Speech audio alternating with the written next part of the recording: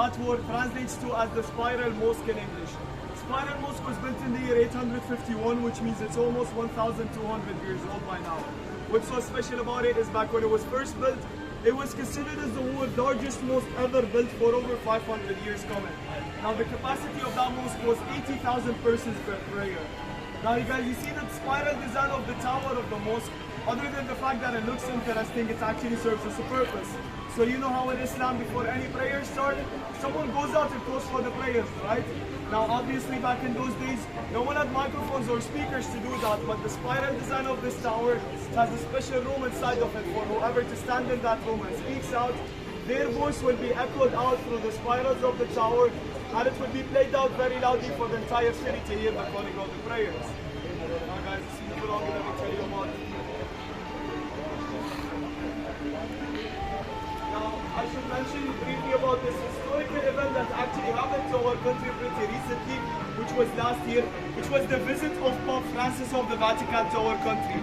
We consider this as such a historical and important event that happened to us because this basically bettered our relationships with people in general, and it was basically like a peace sign amongst the country to unify all the religions that we have in the country.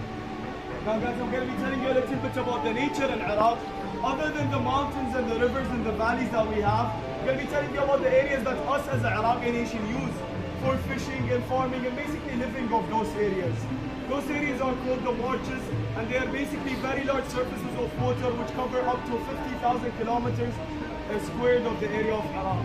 Now they are very well known for their abundantness in fishes, and the people who live originally on those areas, their main job is fishing usually. Now us as an Iraqi nation, in a way to support those people, our main supply of fishes in the entire country in all of the different cities usually comes from those areas specifically. Now in the design of this pavilion, you see the tent that's covering us right now.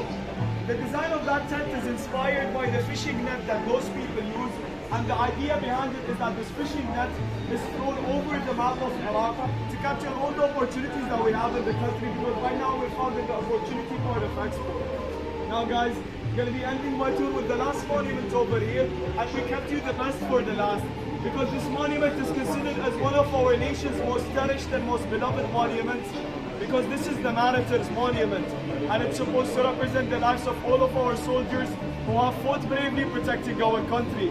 Now guys, the Martyrs' Monument is found in the capital city of Iraq, which is Baghdad, and it was built in the year 1983. Back in that year, Iraq had just came out of a war in which unfortunately we've lost 2 million soldiers in that war. Now what's so special about this monument is, as you can see, it's built on a platform. Under this platform there is a museum, and alongside the walls of that museum, the names of the 2 million soldiers, each and every single name of them is carved into the walls of it, so they will forever be remembered in our hearts and never forgotten.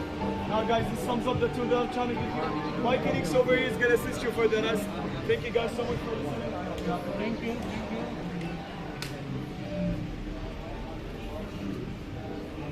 Hello guys, so from here we have a gallery for paintings, if you're interested in paintings. This way. From here we have the stage and the exit.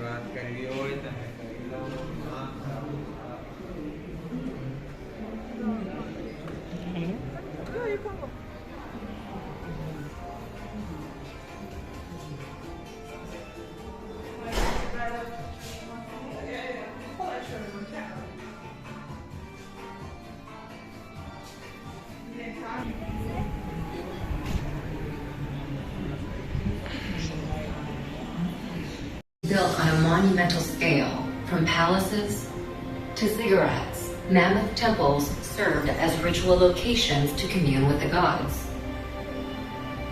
They also developed advanced mathematics, including a base 60 system that created a 60-second minute, a 60-minute hour, and a 360-degree circular angle. The Babylonians used their sophisticated system of mathematics to map and study the sky. They divided one Earth year into 12 periods. Each was named after the most prominent constellations in the heavens, a tradition later adopted by the Greeks to create the zodiac. They also divided the week into 7 days, naming each after their 7 gods embodied by the 7 observable planets in the sky. But perhaps the most impactful innovation to come out of Mesopotamia is literacy.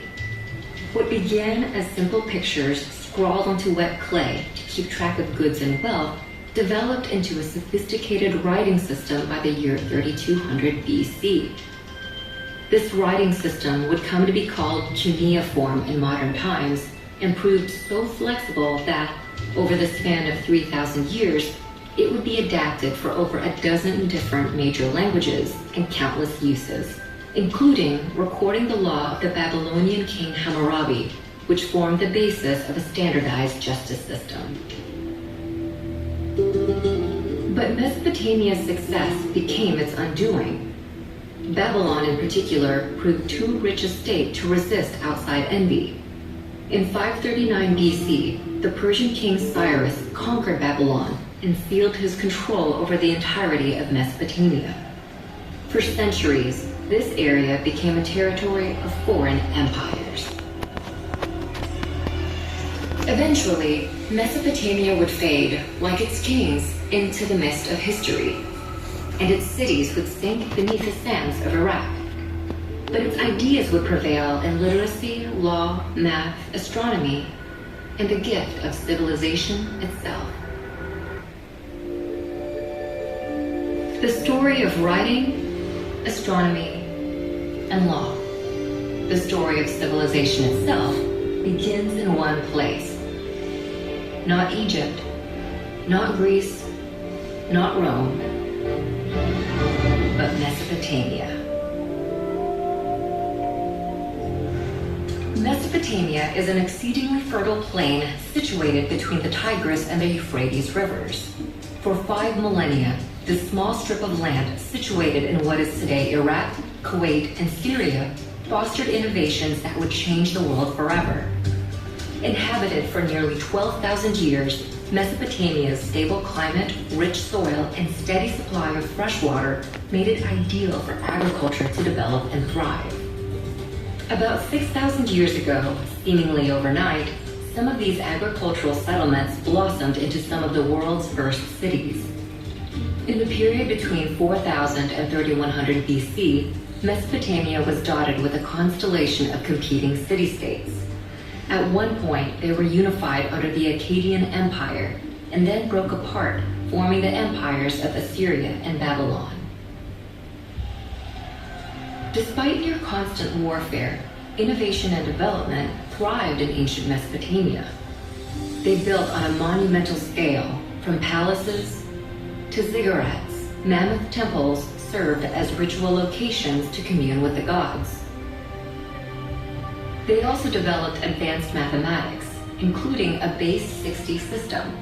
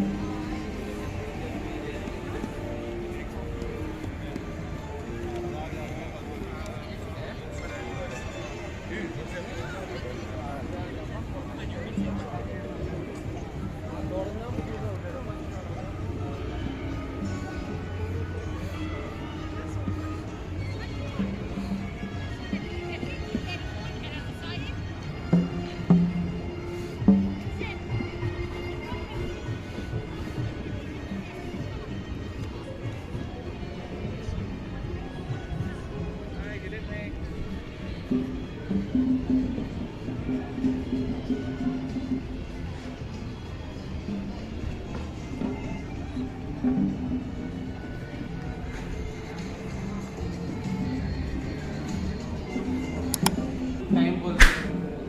बोलता है, बोलो time बोलने का।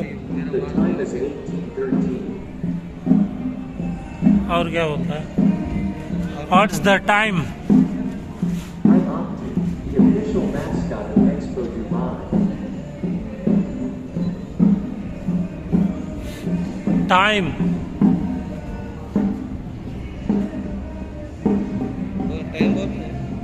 Time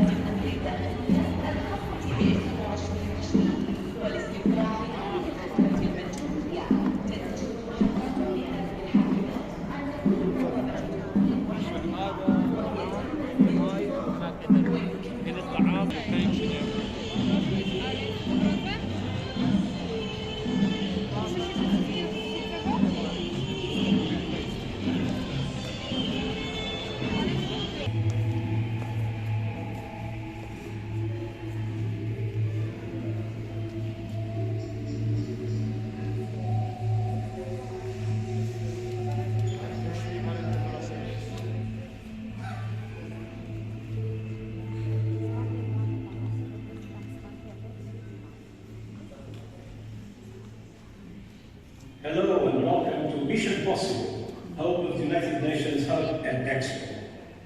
Our world is struggling to respond to a global pandemic while dealing with climate shocks, increasing inequality and other serious challenges. The answers lie in coming together across borders, genders and generations to work for a more just and prosperous future for all on a healthy planet.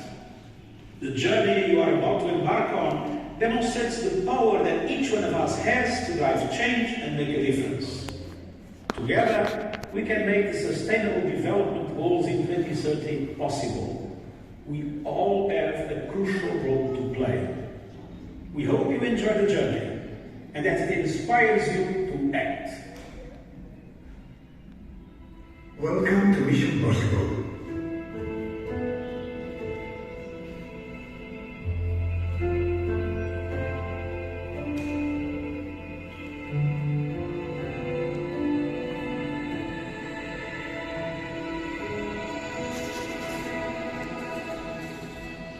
Our goal is to allow opportunities for all European humans by 2030.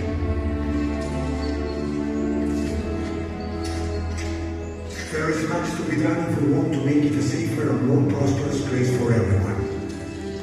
We need to take individual and collective action.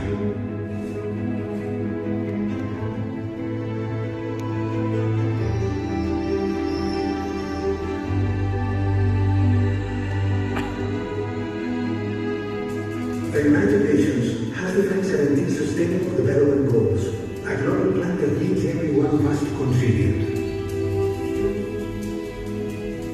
These goals are an urgent call for action for all countries. We must work together. We need to end poverty, improve health and education, reduce inequality, and spur economic growth. Even the smallest lifestyle change can have a profound impact. Everyone can contribute. Water, food, and energy are basic needs, and they are essential to progress and well-being. Only by moving beyond basic subsistence can people take control of their lives and grasp opportunity. These three agents of change, Fatma, Maya, and Abel, working on the ground to improve the life of their local communities. They are ordinary people who've made a difference by taking action. They are to account for today and your source of inspiration.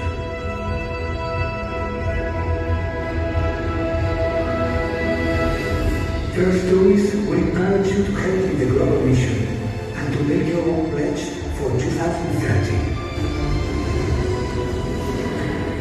There are thousands of agents of change providing opportunities for others, and you can be one of them.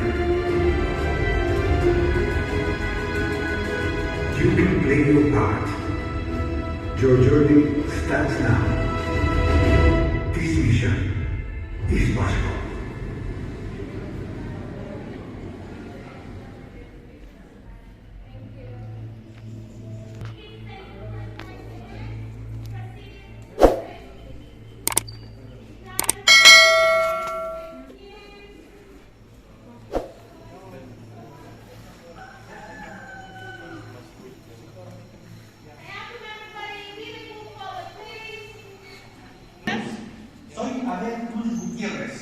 Coinventor del sistema Trapanielas aquí en el Perú. Yo nací en un lugar donde no tiene agua. Yo tenía que traer el agua de 500 metros de abajo hacia arriba para que mi madre podría cocinar los alimentos. A una edad temprana me fui a Lima, renté un terreno en un lugar donde no tenemos agua tampoco. Como 2 millones de limeños no tienen su agua. Tenía que comprar el agua de los carros cisterna. Yo, para que no entrara mucha gente a mi terreno, lo cerqué con estas mallas recién. Esta medina corría. Y resulta que una noche cuando yo regresé de mi trabajo encontré goteras en la malla Rachel. Entonces yo en ese momento pensé, aquí está la solución. El agua viene de las nubes. Luego empecé a instalar estas atrapanielas en todo lo que es Lima. Hoy en día estamos instalando en todo el Perú. Aquí en Arequipa tenemos esa medina todo el año. Estas atrapanielas están captando cada uno alrededor de 350 litros de agua al día. Un panel de 20 metros cuadrados. Es la solución para el mundo, para que muchas familias puedan tener su agua en casa. Ahora vamos a cosechar el agua de la medina juntos. Atrapad las nubes con vuestras redes.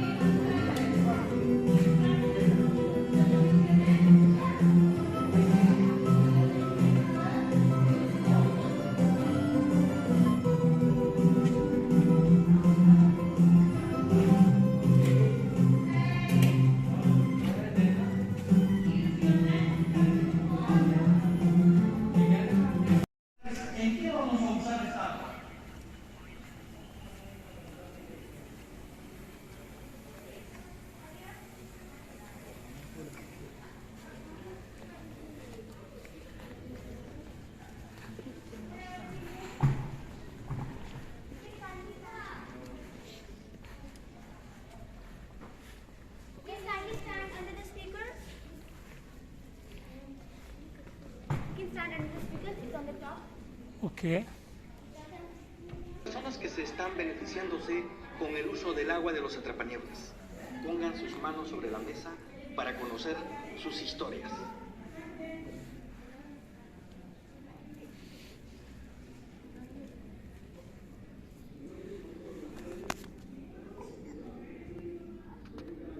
Mi nombre es Vicente Chávez, soy natural de Cusco, vivo en la loma de Villa María del Triunfo. Gracias a la ONG Peruanos Sin Agua he conocido el proyecto de Atrapanieblas en el almacenamiento de agua.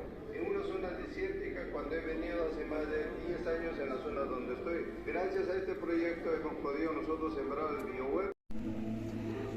Hello everyone, please make sure you stand around the wheel. Thank you.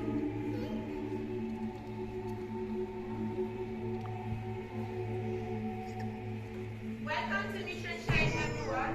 So over here in this room we have the 17 Sustainable Development Goals elaborated on the wheel as you can see.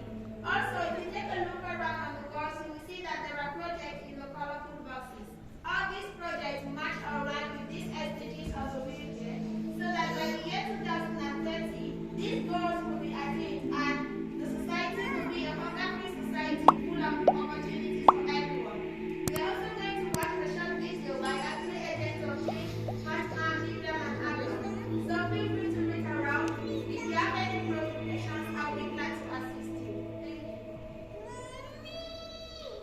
اقربوا وخلنا نبتدي اليوم نحقق أهداف التنمية المستدامة 2030.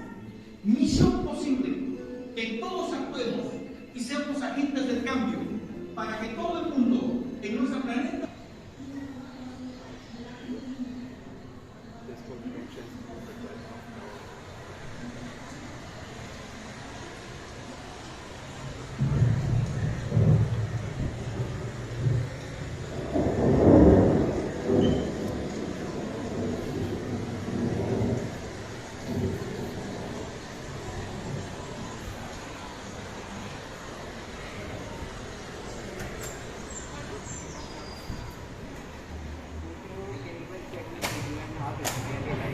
They have the stamp as well. UN Hub. They also have